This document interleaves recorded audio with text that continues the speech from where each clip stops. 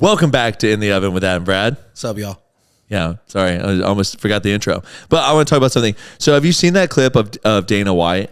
And they asked him, like, you know, when you pass away, like, you've built a lot of cool things. Like, what do you want to be remembered for?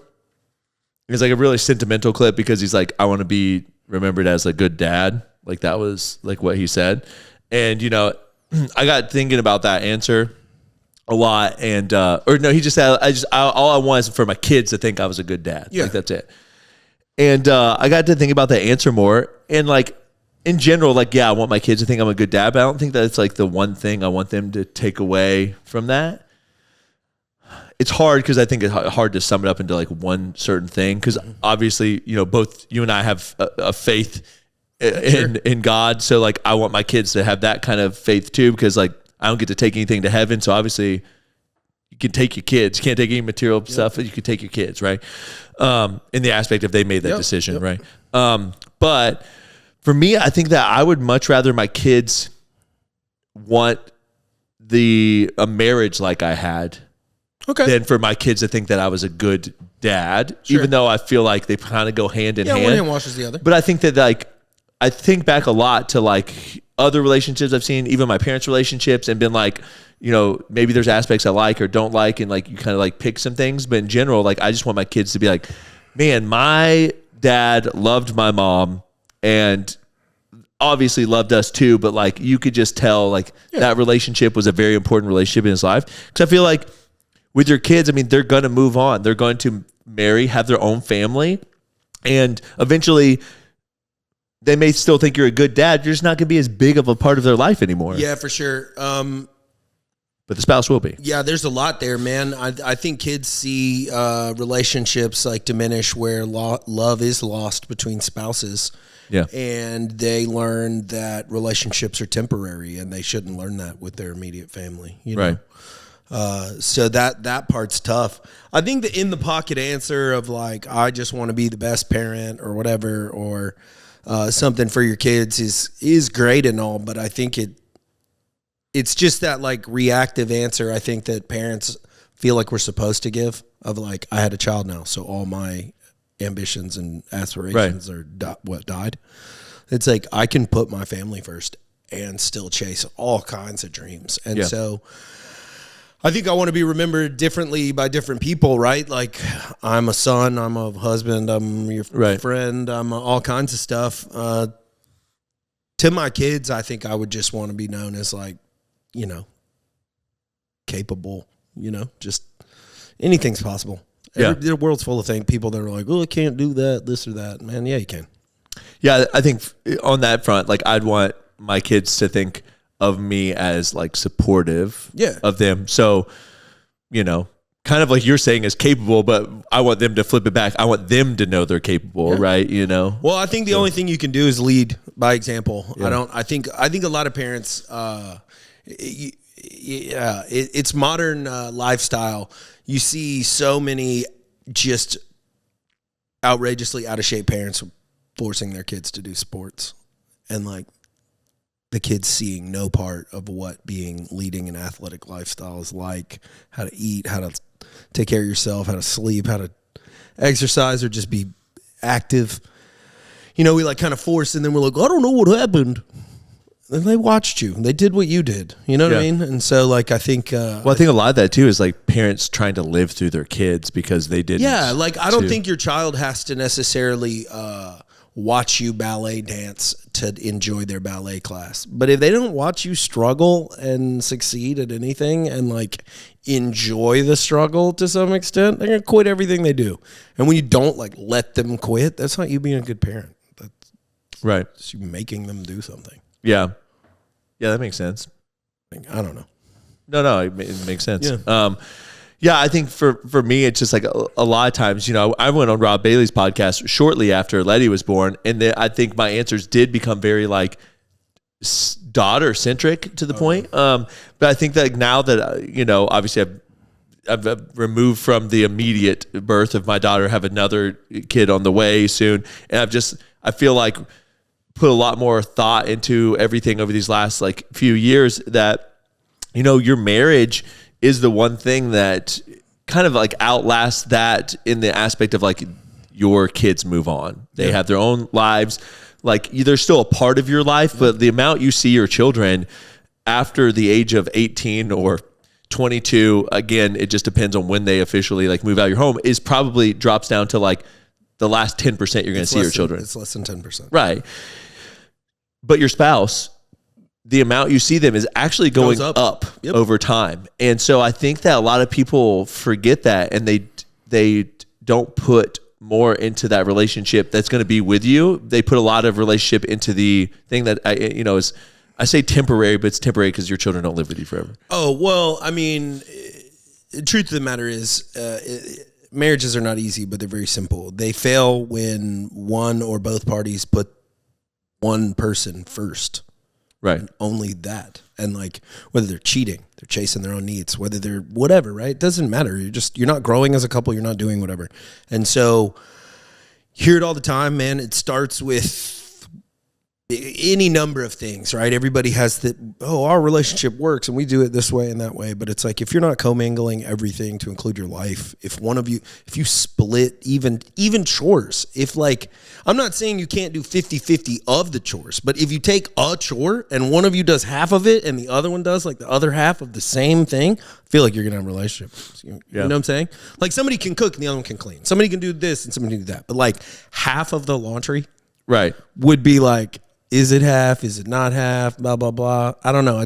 I feel like when people just take care, because I have friends that are in relationships where like, I don't really know other than they have sex and live together what, like, and I split bills. Like they'll wash all their own clothes, like make all their own, kind of make their own food. They're both fit. They kind of follow different diets. So I guess it kind of makes sense, but it's like, wait, you make just all your meals and then she'll just make all her meals? Well, that bothers me from an efficiency standpoint, but not from like a marriage standpoint. Well, it does for both, because I'm like, if Kirsty was following a different meal plan, I would absolutely make her different meals. Yeah, but right there in the kitchen making all the food. Yeah, but I get it. Like, and it'd be great if she came in and helped me clean up, and then that'd be like doing it together. Yeah, I get it. Yeah, but I think that shit and clean it all. I think when people start counting what they're doing and then trying to compare it to what someone else is doing, like you were saying, like you can't. 50-50 is an illusion, right? Because like what you think is 50-50 may not be what I think is 50-50. And you have very strong opinions about it. I have very strong opinions about it. So trying to actually get to 50-50 is like really hard to do. And so that's why I think keeping them separate. So like, again, keeping them separate in that like, I don't know, man, mowing 50% of the yard versus like somebody string line trimming and somebody mowing. Right. It's just like, it's like, how about we both did one job. Well, we both go out there and we both work on the yard until it's done. There you go. Yeah, that's kind of like how I feel about the thing, you know? Sure. It's like kind of one of those things is when I was doing I'm doing the powder bathroom right now. Aubrey was like playing with Letty while I was doing stuff. And then Aubrey was like, hey, I want to paint. I find it very therapeutic. And I'm like, okay, well, you want to paint? But like, think about it. So I guess what I'm saying is, so that I guess I kind of got lost there and got into like household chores. But I mean like the being separate, like leading separate lives. Like, modern society has led us to where most households, husband and wife, lead separate careers. And they're encouraged to have full on dedicate your life to these careers. So you're separate. Then it's very normal today for people to have their own friends. It's not that your spouse doesn't know these people, but they're not in any way their friends. We don't have like couple friends anymore. I feel like there was a period of time, maybe before our time, where it was like couples hung out with other couples. Right. And that encourages that behavior. But now you kind of have like a couple. Well, now you have kind of have like girls' nights and guys this. Yeah, and then it's like you're emulating, you're like trial running, whether you do anything or not. It feels like you're doing what you do if you're single. Right. I got you. You know what I'm saying? Yeah. Like, you don't have to do anything on it, but it feels very close to it. We talked about that slippery stuff. I don't know. I just, I think it's all of it. Everything that we do in society, and then we wonder why. Do you want to know shit happens? Do you want to know a crazy statistic I heard about marriage? So if you do this one thing, you're only one in like 1,200 couples that do this one thing get a divorce. So percentage wise, you're talking like 0.1% of couples that do this one thing get a divorce. Do you know what it is? Have sex. Pray every night together. Oh, okay. True that. 0.1% of couples that pray every night together get a divorce. What is the... It just says pray every night together. I mean, I know it's a very broad statement, but... that's a tough one. I believe that. Yeah. I believe that. Yeah, I believe that. Because if you pray, then you're not allowed to get a divorce. Well, yeah. I mean, I think it's just one of those people are willing to like... I mean, praying together is a very awkward thing. Yeah, but if you prayed... When you first start... If you prayed, that 0.1%, think about it. That 0.1% that's sitting there. I'm making a joke, but still. That 0.1% is praying there. And that dude is like, I know that I'm going to go to hell. And I still cannot be with this woman anymore. God, I'm sorry. I'll take hell. So 0.1% of people fully believe in the Bible. They fully believe you're not allowed to get divorced. And they're like, yep. Oh, well, hell would be better than this. So, yeah. So that sucks. But anyways, no, I believe that. I also think that... they think this is hell. Yeah, so. I think, another thing I think, and hopefully I don't have this problem, my wife and I don't have this, but, and there's various seasons, I know, but remaining intimate with your spouse helps a lot. I know it can like fix, I know people can have like toxic relationships or whatever, but like it also kind of just like reinstitutes that like, y'all aren't just like friend roommates. You know what I mean? Like, yeah, I know, but like just because of like I feel like my time in therapy and counseling, realizing how hard it is for women to have that intimacy. It's like the one thing men fixes their emotional closeness and intimacy with their spouse, but like women like can't bridge that gap sometimes emotionally, and it's hard for them. Yeah, because that's why I feel like it can cause women to almost then attach a negative connotation with physical intimacy, and then it gets even more difficult to have it because they feel like they're fighting with this person, but then expected to like be intimate with them. But again, I mean, it's all the deep it fixes it. I think psychology. It just reminds me of that Flex Seal commercial. It's like your marital problems. Yeah. Well, I mean, like, I know that we have a lot of modern stuff. I really think people are beaming short form content in their face and ruining their own hormones and then claiming it to be other reasons. We lead very soft lives, short of women that do have atrocious things happen to them. Nothing really. Go ask your grandmother about like her daily life, and I think most women would have a shocking, eye-opening experience of like how good maybe things have become in the right direction. So I know a lot of folks talk about, and because males have this too, but much lesser degree of like intimate baggage, stuff like that. But it's like things that you have to like work on, and if you training it's like training, right? If your instinct is to pull away, then you're like training pulling away. Right. Does that make sense? Yeah. It's like it'd be easy if I didn't want to talk about something and Kirsty just get angry. Because she'll go like, ooh, fuck, I don't want to deal with this guy. Right.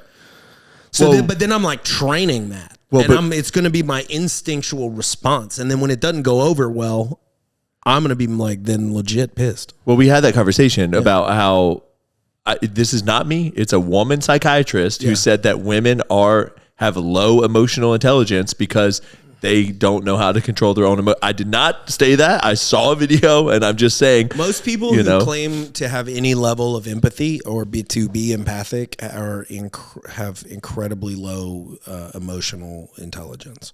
Incredibly low. Bro, we can all see that this dude's sad. It doesn't make me sad. Yeah. You know what I'm saying? Yeah. You can be compassionate and you can like relate with the person, but if you just like run around feeling everybody else's emotions all the time, like it's kind of like I had somebody tell me one time, I was an angry little teenager, and he basically said that this older dude, coach of mine, said that basically like I was being a bitch because I was letting everybody control my emotions. I was letting everybody control me with their words, and I was like, oh, that shit hit. It stuck, and I quit letting people make me angry at all with words. That book I listened to that one time, I need to listen to it again. It was just such a deep book, but it talks about how anger is a loss of control, and how it then becomes an intimidation because you just like don't know what to do, so you just like intimidate people. So But yeah, we'll jump into these shorts. But no, I enjoy these like kind of off the cuff discussions just because I think that one, everyone thinks differently about this stuff, and I feel like if anything in today's day and age, we've lost the ability to talk about topics that we may view differently than other people, and just like take their opinion for their opinion and go, hey, some of the stuff that they said is really valid, and I think it changes my perspective on some things, and some of the things I don't agree with what they said, and it just it is what it is, right? Okay. All right, let's see it. Productivity hacks. Given that you've written about productivity, why is it not filled with Pomodoro technique and time blocking and how to build a good Notion template? Why is it not just a tools guide? Why is it more feely? Yeah. So initially when I started writing this, it was more of a toolsy type thing because, you know, as a productivity bro, I love learning about the tools and the templates and stuff. But I realized that in my own life, the thing that has made me most productive, you know, people would always ask, how were you able to build a YouTube channel in the business while working as a doctor? And, you know, that's all demanding and stuff. And really it was never because I had a magical to-do list. And when people look at my phone, they're like, oh, actually, it just looks like everyone else's. It's a bit of a mess. My to-do list is always overflowing. It was never really about that. It was about the fact that I consistently found ways to make whatever I was doing feel good. I found ways to make whatever I was doing energizing and enjoyable. Okay.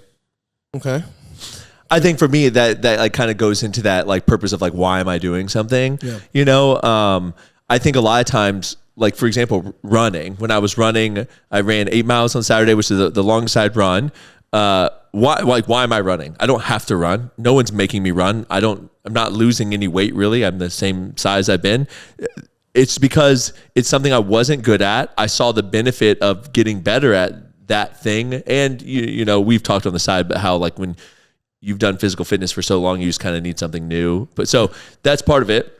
But then as far as like running 8 miles goes, I was like, well, I ran 6.5, like I can go a little bit further. And I just kind of like talked myself into running further.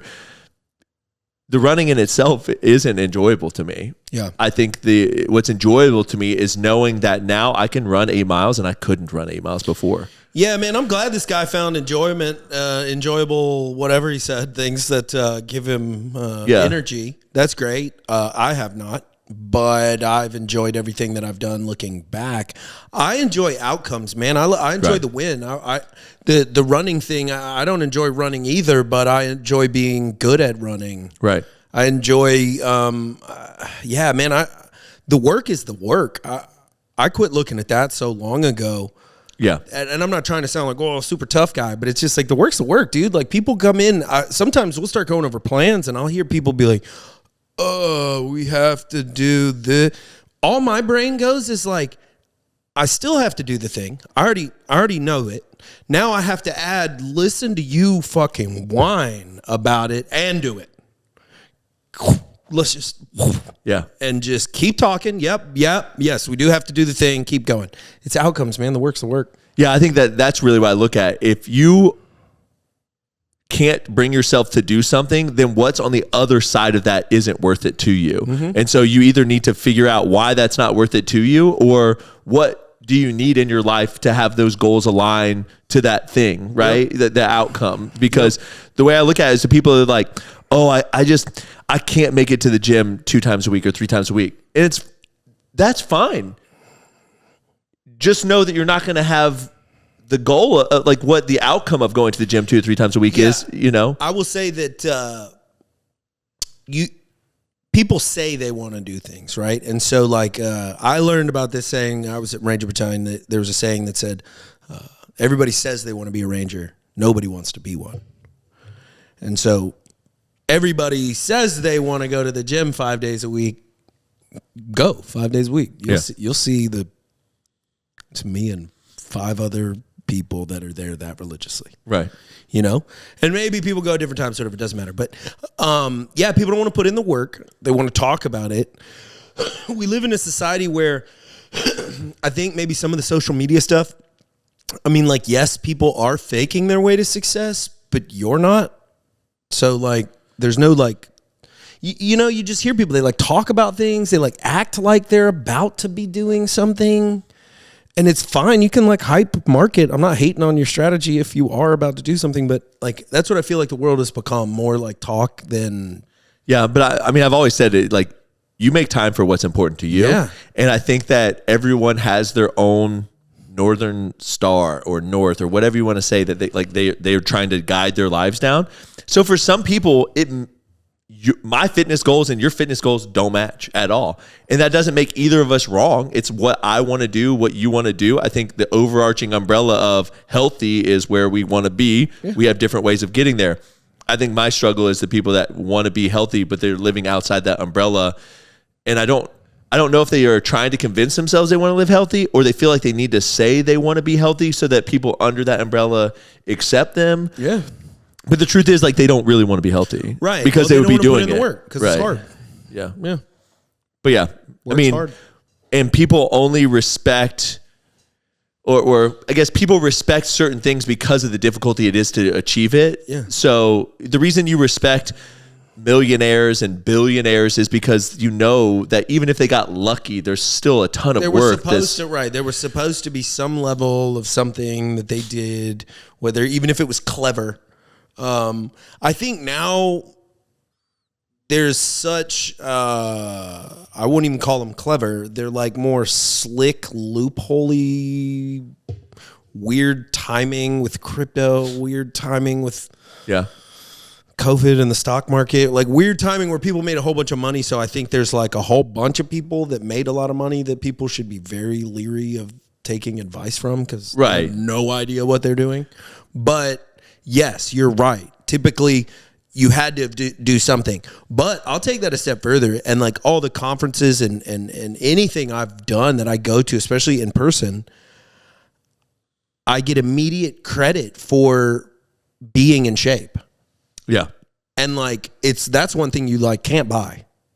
I mean, you can do whatever, you go get surgeries, you start looking like a weirdo. Yeah, but even if you take steroids, there's still a work involved to get there. And I think that's why I get at, like, I think there's levels to thing. Like you mentioned, obviously there's some of those crypto bros that made a lot of money that I maybe wouldn't take financial advice from. But that doesn't mean that even if they got lucky, they still had a lot of money in certain places that happened to luck out and they got there. It's also a weird, and I don't know if it's more psychology than anything, but it was helpful to me in sales. So if I'm in a room full of millionaires, I mean, there were a couple billionaires in that room. They're not going to take financial advice from me. They're not going to take really any advice from me. I'll take it all from them. Guess what, though? They'll take any and all fitness, health advice I have to give them.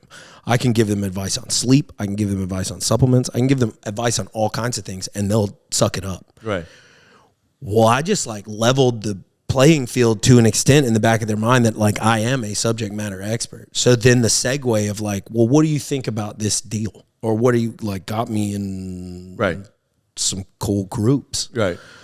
Just being a guy that knew a lot about my thing, which is kind of a weird thing. Bringing something to the table. Oh yeah, absolutely. Right. And I think that's an important notion for people to remember. It's weird. Like sometimes like the easiest way to rub elbows with people that are out of your league is to be out of their league in an area that they maybe are interested in or they still give a lot of credit to. Yeah. And physical fitness is one that people give a lot of credit to because you can't fake it. I mean, you can be born with money. You can be a trust fund baby. You can be born with a six-pack, but you ain't going to have a six-pack whenever you're older unless you like keep up some kind of regimen of some it's sort. Tough, man. You can't. And, health is a lot of times these, when you've made a lot of money, you're a little on the older side and you want the youth, you want the whatever you can. And so anybody that can help you get any bit of that health back, you want it.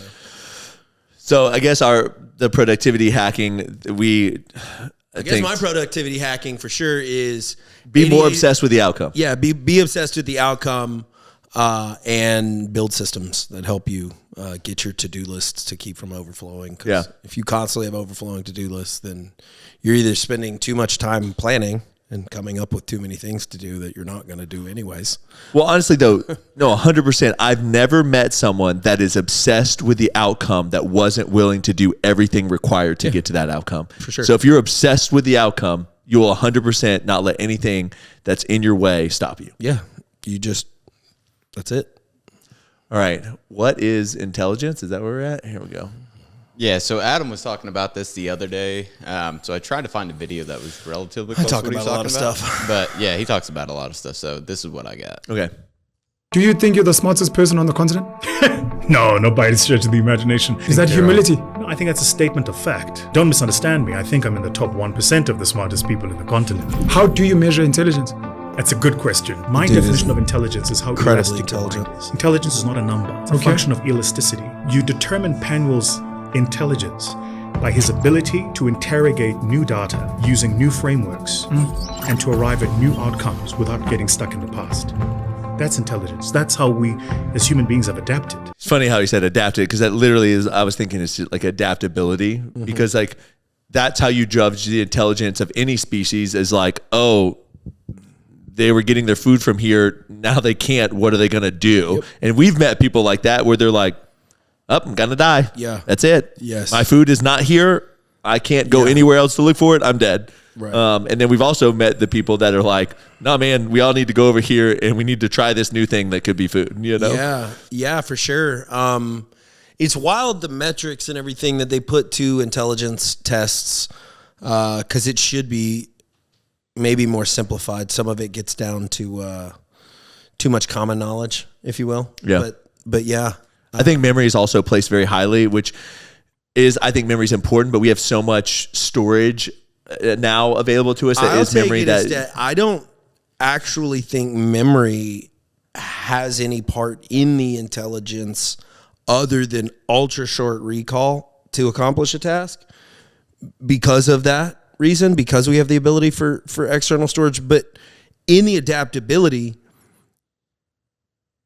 the higher your intelligence level is, meaning if you were just like ultra God mode and you could just look at something and know how to do it, you wouldn't need to remember how to do it. Right. So I think like the higher that is, the poorer memory you have. Well, actually, from an adaptability standpoint, it would make sense that you would almost have a shorter memory, because your ability to adapt may be hindered by what you recalled in the past being a negative experience towards it. But also you would want some kind of memory to be like, I've done this before and know this is not the right answer to maybe go down this way. But yeah, I mean, I think that's great. I think that the hard part about assigning intelligence is you're assigning it usually for a specific thing.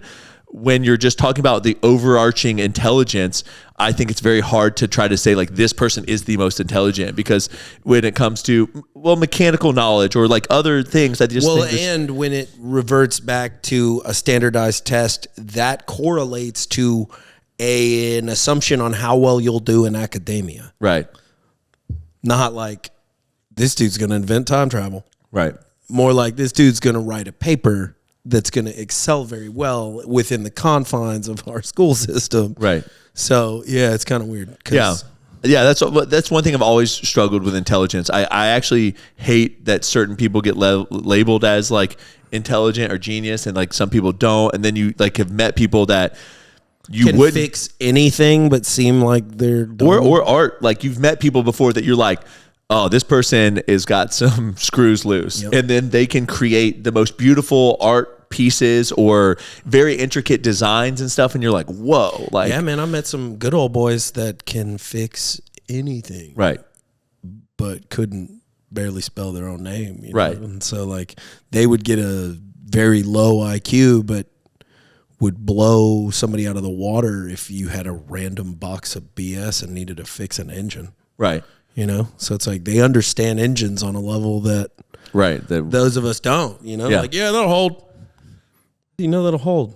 I mean, I guess they don't on that level, but you know what I'm saying? Yeah, no, I do. You know what I'm saying? Or just the engine. Like I have seen, actually was on I literally sometimes scrolling Facebook, I get recommended random groups and you're just like are perusing this group and you're like, what's going on in here? I saw one where a guy had welded together this contraption that he pulled behind a tractor, and it was lawnmowers. But they were all on individual suspensions and stuff. So he essentially, I mean, he had done it like 30 years ago before we had the readily available stuff. He had created his own like multi-lane mower because he was like, I was commissioned to mow like this huge property.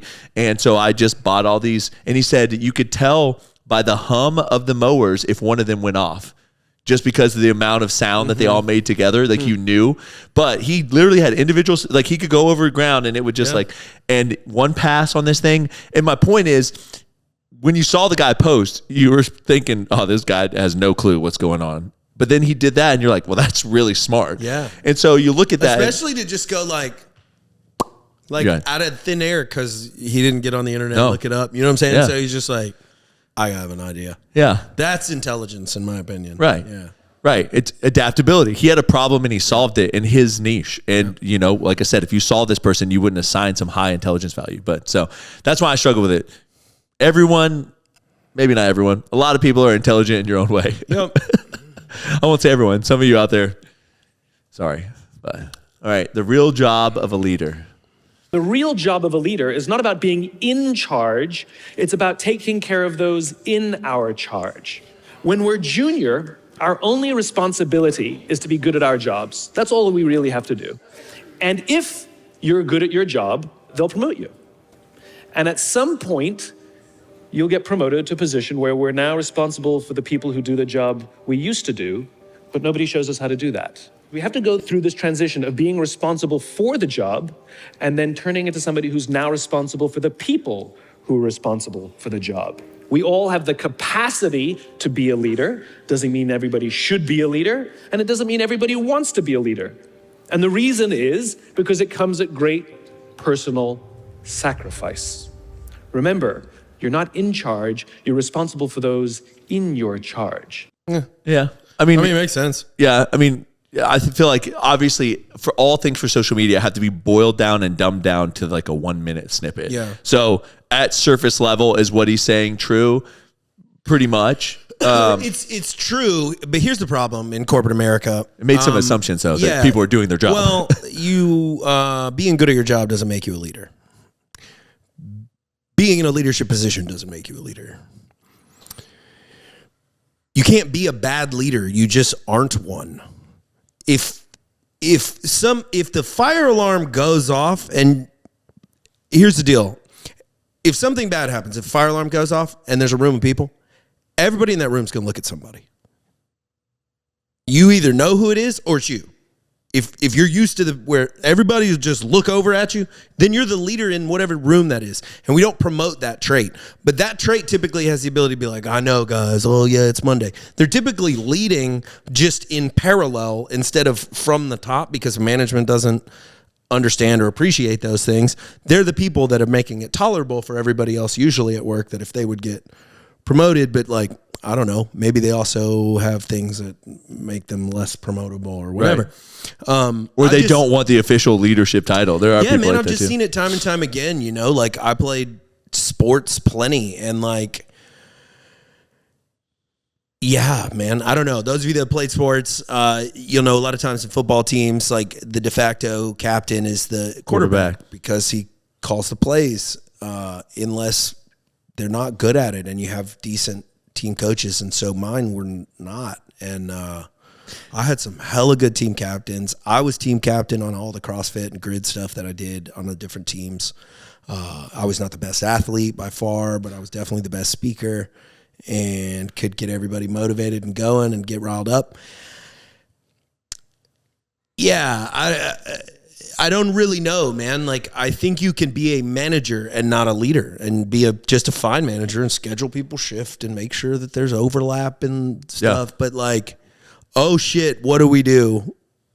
Hey boss, what do I do is what you get from a manager. Like, oh shit, what do we do? You're looking for somebody in the company. And so, yeah, I actually think there's just like less and less leaders in a company because of the fact that it is a skill that a lot of people don't have, especially nowadays with social media kind of like removing people from the equation. I feel people interact with real people way less. They call their bank and they go through an automated system and don't even talk to a person. They email people, but they don't really like actually face-to-face communicate. Yeah. So I think that leadership in general is gotten harder to find too. We've really tried to stomp it out in public schools with the, just sit down, shut up, raise your hand, only talk when you're spoken to, all those things, right?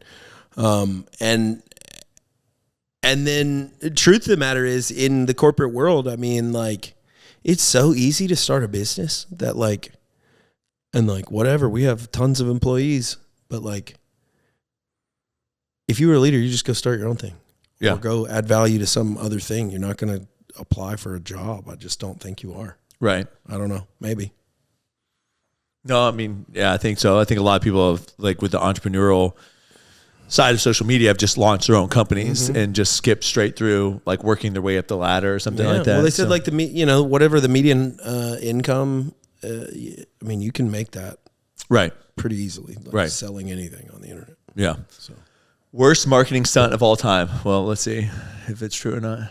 This has to be the worst marketing stunt of all time. In 2006, a cybersecurity company called LifeLock did a marketing campaign that cost them millions. Todd Davis, the CEO of this company, put his social security number on trucks and commercials to prove that his product worked. The only problem was that the product didn't actually work at all. He had 86 people try to impersonate him and steal his identity. The main point of the product was to prevent identity theft. He still ran commercials with his social security number all over them. Somebody took a loan out in his name. People ran up $2,300 in debt with AT&T. Somebody actually took a huge loan out in his name.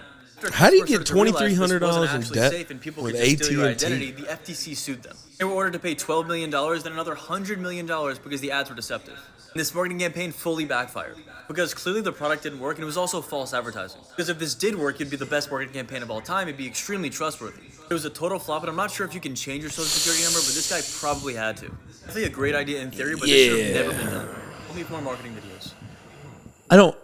I mean, I feel like everyone's social security number has been leaked anyways. So is it just because he was just putting it out in the open was a lot easier for people to do it? But I think they called Todd into HR and He was the CEO. let him go.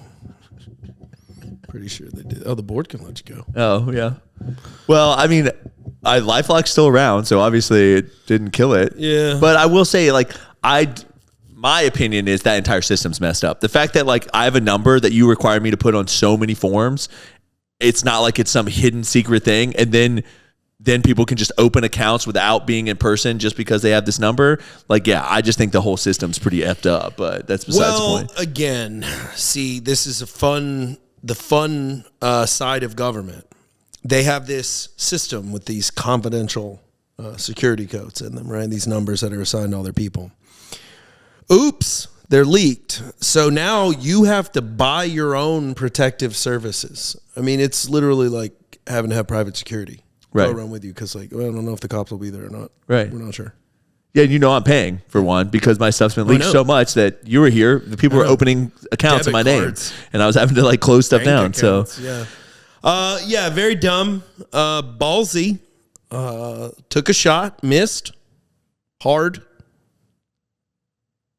Don't know what to say. well, we'll see if we can one up them. No, I'm just kidding. I would have called that, but Brand names are generic. Here we go. okay. What do you go with? Generic most of the time. Yeah, I do too. Truthfully, but Do you prefer the brand name or generic product? Drugs you should always buy generic, I think. If you compare the ingredients on the back, it's the exact same thing. Will save you so much money. Definitely brand name. qualities. Generic paper goods have terrible quality. so that's just because you If know you've ever wiped comparing with apples. generic to toilet apples. Sam's paper, you know what I quality's good. mean. Yeah. I'll drink any water. What's the worst that could happen? I don't drink coffee, but I imagine generic This guy's- coffee beans taste terrible.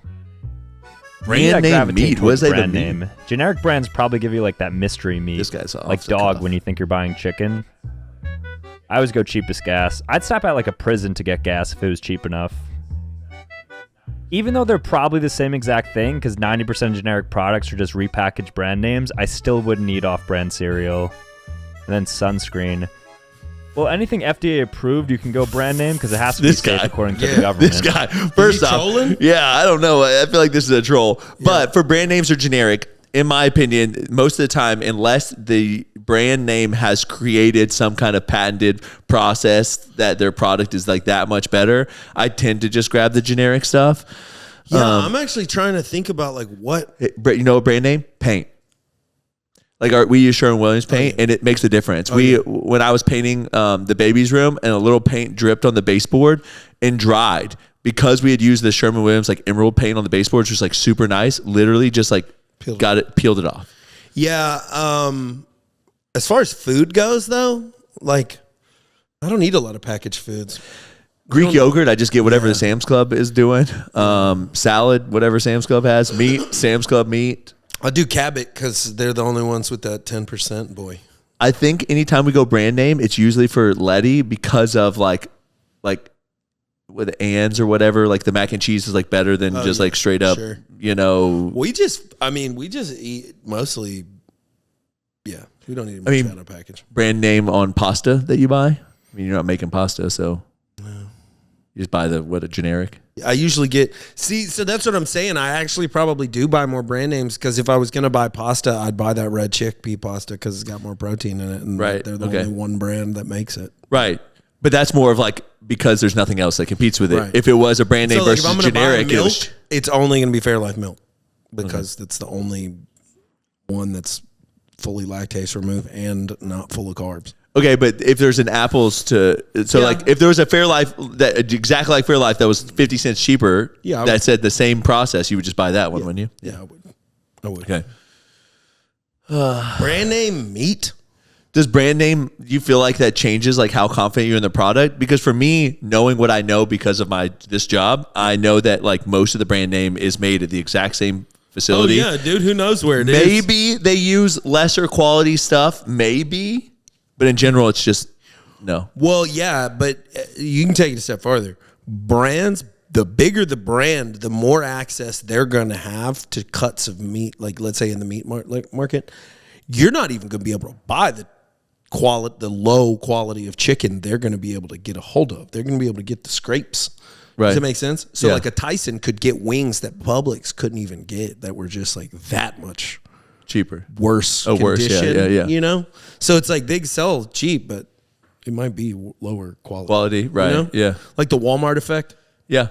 So unleashing creativity. Here we go. I think the best inspiration for me comes from like things outside of marketing that I can connect with marketing. But I think 80% of your time you should be consuming heavy in your like crap, or like 70%, and then 30% of your time you need other dots to be able to connect, to be like, hey, marketing and let's say The Bachelor, how like could we do two things interesting that nobody's seen before that is relevant, and take two of I have no idea what this guy's talking about. Because really a new idea and creativity is taking two obsolete points. But I can tell you right now, I'm not going to trust this guy. Like, there's no new information out there. There's nothing original. Yeah, you can stop it. Just taking 2 points. I mean, I disagree with this numbers. Like, I think it's probably completely the opposite. It's probably 70% outside of your market and 30% inside your market.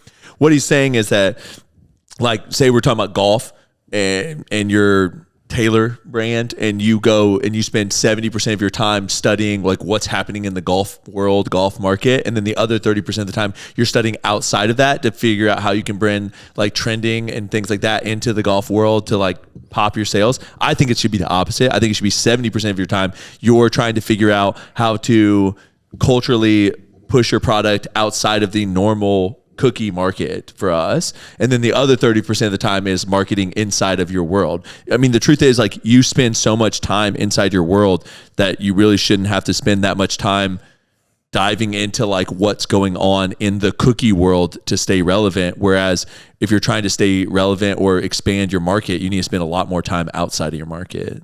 Yeah. So I just disagree with him. I think it's just I think he's backwards. Yeah, I don't think that guy knows what he's talking about.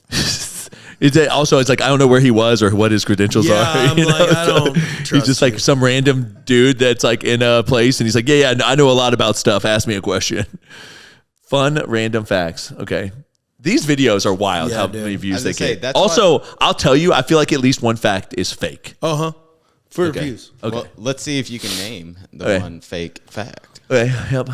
There are only 2 people alive that know the recipe of Coca-Cola, and they are not allowed to travel on the same plane in case it crashes. Random facts. I doubt you can answer the last question. Who likes the smell of gasoline, nail polish, acetone, and washing powder has strong tendencies to use drugs? People who talk to themselves are less likely to develop a mental problem because they are already crazy. The hardest tongue twister in the world is Pad, kid, poured, curd, pulled cod. The only way to tickle ourselves is by running our tongue along the roof of our mouth. How far does the bald person wash his face? Before passing away, Albert Einstein said a few words in German, and the only person there was a nurse who didn't speak German. People see you as 20% more attractive than you think you are. Will the twins know that one of them was unintentional? Humans share around 60% of their DNA with bananas. The world's oldest piece of gum is 9,000 years old, and it was found in Sweden. Before I reveal the last question, please support me by pressing the plus button for more fact.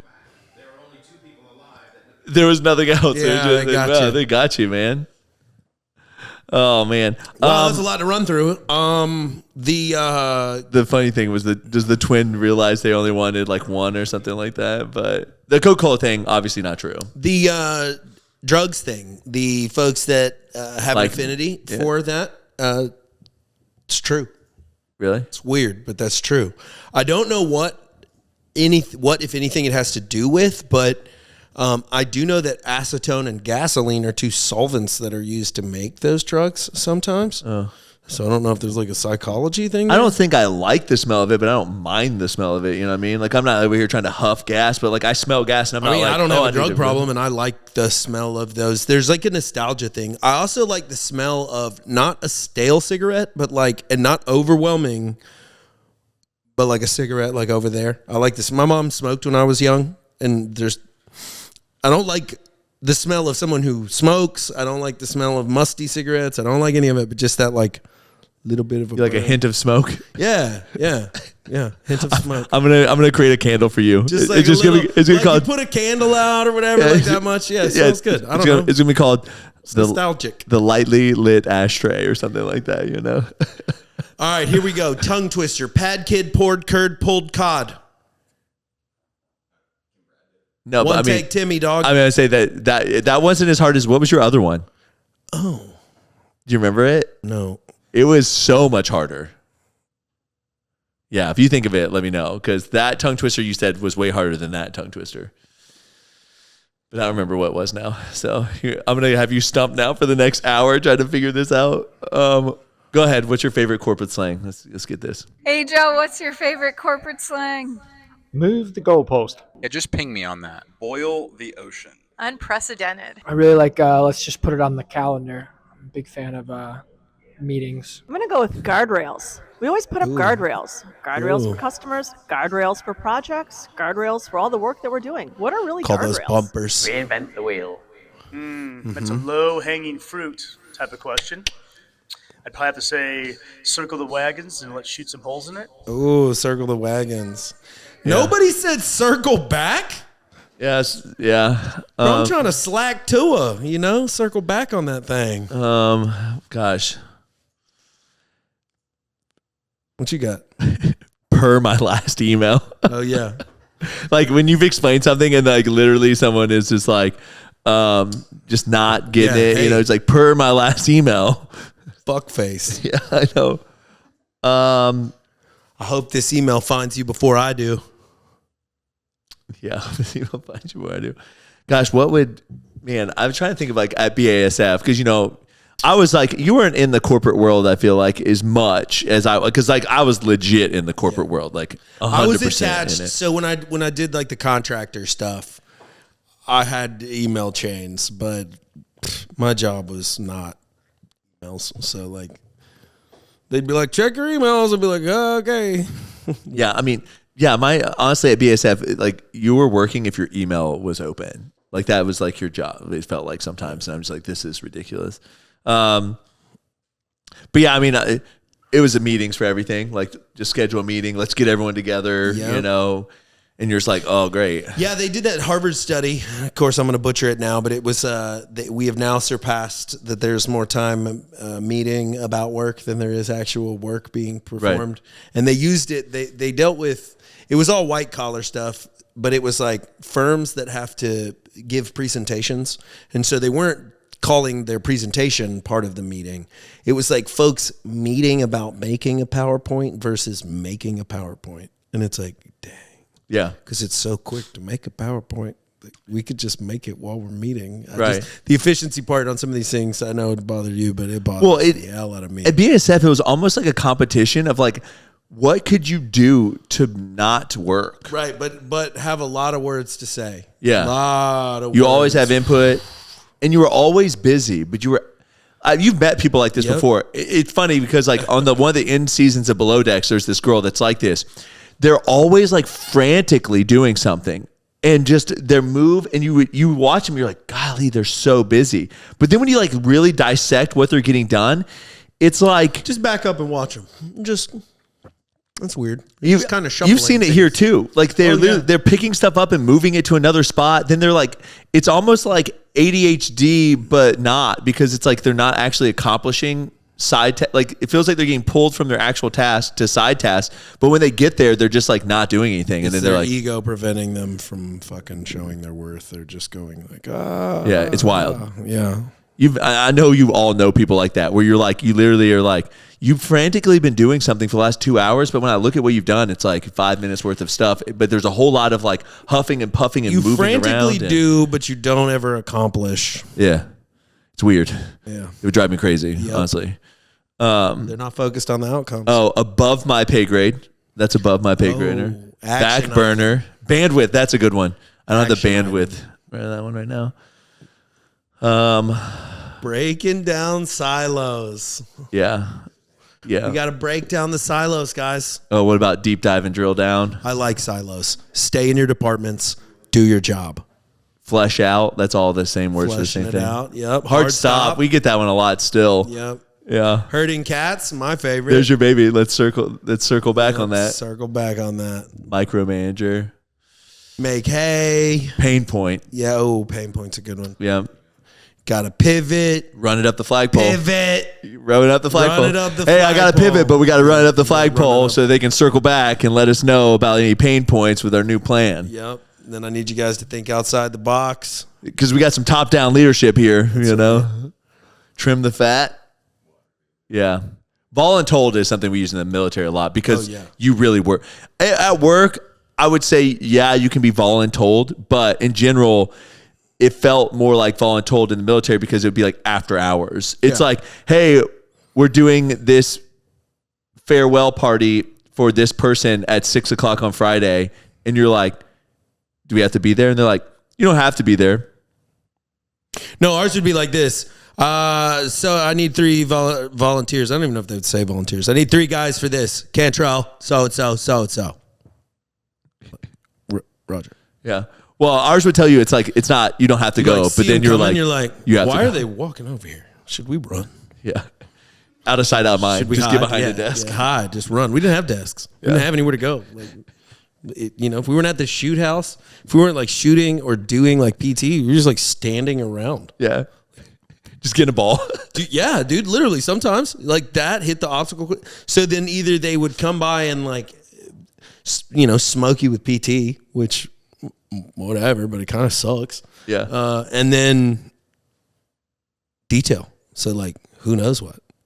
Right. Yeah. Our voluntold was just like functions usually. Yeah. That I hated. When I try to explain it to people, like other people in the military, and when it's like, yes, my job was like, yes, there's training and there's shoot house and all that stuff, but it's like, okay, but like several days every week, it's like for large portions of the day, you don't really have a job. So right. It's like I did everything in the military. They're like, and Ranger Battalion is so like isolated. So like we have our own mechanics, our own cooks, our own whatever, that they'll be like, go to the mechanics bay, go to the chow hall, go to the whatever, and you're just doing whatever the needs of the military is. Yeah, for us, it would just be like, they're like, oh, we're having a pre-deployment meeting. And you're like, I'm not married. Yep. I have no one to talk to about my deployment. I have a roommate who knows I'm leaving soon. And like, he's going to be watching the house. And if he goes on deployment, like we just turn off the lights and lock the doors and walk out, like just normal. I don't know. Like I live in an apartment. We don't have to mow the grass, like all that stuff. So like, easy. They're like, you need to come to this pre-deployment meeting. And they'd be like 3 hours long. And they'd be for families, really. That was just like, hey, this is the number you call if you have an issue. And this is the support that's available to you and all this stuff. And I'm like, I'm here because they want me to be here as a figurehead, as like a manager in the military. So my guys show up and stuff. But it's like, 3 hours on a Friday night, I'm just like sitting in an auditorium being like, I'm about to deploy. This is the last place I want to be. You know, that's the kind of voluntold I feel like I would get. So, but yeah. So Fat and Weird got some fun stuff going on. We are in Unify system. Found out we've got some places ordering Blue Food. What was the name of that? I don't remember the name. There's a place in Austin, like got 9 location, little boutique grocery store. Yeah, a little grocery store. That's nice. Had the Church of Scientology order some cookies. Yeah, I don't really know why, but again, in the Unify portal, we can see who's ordering our cookies. Obviously, majority of them are going through DoorDash right now. So we're not saying Tom Cruise is eating our cookies, but it wouldn't not saying it wouldn't be an impossible mission for him to have our cookies, you know. So, but yeah, it's really cool. We're in the Unify system now, which means anybody who deals with Unify as their grocery provider, raw material provider, can order our products. So nationwide, we're in there. We've got our bites in there. We've got like 14 different flavors on the other side that we're working with on DoorDash. And so, we've got Royal Blue Grocery. What are the locations, Andy? Pull those up. Oh, good.